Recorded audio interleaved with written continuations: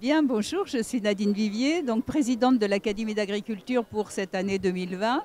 Et donc vous m'avez demandé quelle était la place et le rôle des agriculteurs et agricultrices au sein de l'Académie.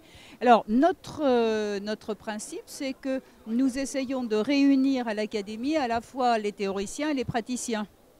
Et donc les agriculteurs ont toute leur place, comme tous les autres professionnels. Alors si on focalise sur l'agriculteur en tant que producteur, eh bien, ils sont présents surtout dans deux de nos sections qui sont d'une part production végétale et production animale.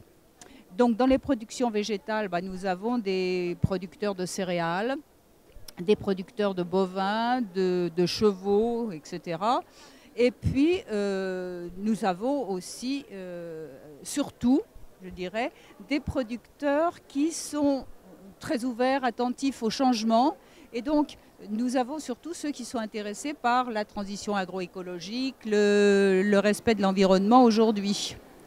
Et alors, je peux vous citer quelques exemples. Nous avons par exemple les poulets de Loué, le directeur qui est Yves de la Fouchardière, qui donc adapte, élève les poulets en plein air.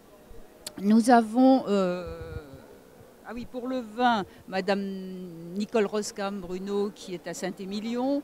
Pour l'agriculture urbaine, c'est Xavier Laureau qui est en pointe sur la réflexion pour intégrer l'agriculture en Île-de-France. Je vous citerai encore par exemple Marie-Françoise Brizard, qui est Pasquet, qui a l'élevage en Mayenne et qui adapte ça à la transition écologique et qui s'intéresse beaucoup au circuit court aussi. Donc vous voyez, les agriculteurs qui viennent avec nous ont un apport considérable parce qu'ils compensent, ils sont les praticiens, donc ils donnent les résultats de leur expérience face aux chercheurs de l'INRA et autres. Hein.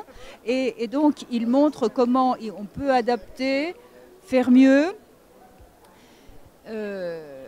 Donc, ils apportent cette expérience pratique et puis ils répondent exactement à la vocation qu'a l'Académie depuis sa création, qui était à la fois connaître la situation et diffuser. Alors diffuser, nous diffusons l'expérience des agriculteurs et en même temps, les agriculteurs, eux, essaient de diffuser ce qu'ils apprennent chez nous. Parce que nous avons un dialogue intergénérationnel. Nous primons par exemple les meilleures thèses chaque année. Et donc c'est la recherche en train de se faire. Mais quand je vous dis intergénérationnel, avant nous avions aussi M. Monnier qui était un agriculteur de la Beauce et qui jusqu'à 100 ans est venu toutes les semaines par le train pour nous voir et qui nous a montré l'évolution de sa ferme sur 50 ans. Et il s'était converti à l'agriculture qu'on appelle aujourd'hui productiviste. Et puis il s'est converti après à l'agriculture respectueuse de l'environnement, plus soucieuse des équilibres, etc. Donc vous voyez, on a c'est un apport extraordinaire pour nous.